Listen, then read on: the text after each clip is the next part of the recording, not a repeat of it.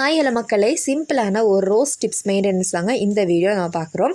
உங்கள் ரோஜா செடியில் இந்த மாதிரி பூக்கள் உதிர்ந்து இல்லை பூக்கள் ட்ரை ஆனதுக்கப்புறமா அந்த குச்சியாக நிற்கும்ல, அதை என்ன பண்ணிக்கலாம் அப்படின்னு பார்த்தீங்கன்னா, ஜஸ்ட்டு ஒரு பிளைட் வச்சு 2 இலை விட்டு அழகாக வந்து ஸ்லைடு ஷேப்பாக வச்சு கட் பண்ணி விட்டுக்கோங்க. நான் இந்த கட் பண்ணுறதை நீட்டாக பார்த்துக்கோங்க, சரிங்களா?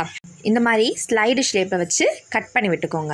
அதுக்கப்புறமா பார்த்தீங்கன்னா, உங்கள் செடி தொட்டியில் வந்து தண்ணி தேங்காதபடி பார்த்துக்கோங்க. நிறைய ஏர் ஹோல்ஸ் போட்டு விட்டுக்கோங்க. அப்போ நாங்கள் தண்ணி தேங்காமல் அந்த மூடு வந்து அழுகாமல் அந்த செடிகள் வந்து நல்லா செழிப்பாக நிற்கும்.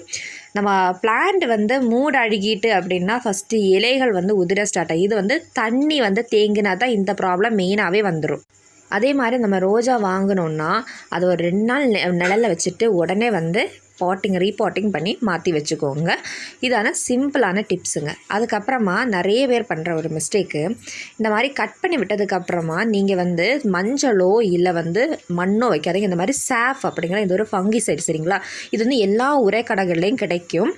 இதை வந்து இந்த மாதிரி தண்ணீரில் கரைச்சி இதை வந்து இந்த செடிகள் எல்லாத்தையும் நம்ம கட் பண்ணி விட்டுருக்கோம்ல, அதிலெல்லாம் அப்ளை பண்ணி விட்டுக்கோங்க. தயவு செய்து மஞ்சளோ இல்லை மண்ணையோ அதில் வந்து ஒட்டி வச்சிடாதீங்க. சாணம் கூட வைக்கலாம், ஆனால் பெட்டர் நீங்கள் இது வைக்கிறது ரொம்ப ரொம்ப நல்லது. ஸோ அதாட் அந்த ஸ்டிக்கு வந்து சீக்கிரமே வந்து காஞ்சு போகாமல் நல்லா நிற்குங்க. அதே மாதிரி உரம் அப்படின்னு பார்த்தீங்கன்னா, நீங்கள் வந்து சாணம் கொடுக்கலாம், தொழு உரங்கள், மண்புழு உரம், முட்டைத்தோடு, காய்கறி வேஸ்ட்டு, டிகாப்ஷன் டீ வேஸ்ட்டு, இதெல்லாம் வந்து நீங்கள் போட்டுட்டாலே போதும். உங்கள் ரோஜா செடி நல்லா சூப்பராக வளர்ந்துடும். நல்ல வெயில் வட்டத்தில் வச்சு அழகாக மெயின்டைன் பண்ணிக்கோங்க. Tata bye bye.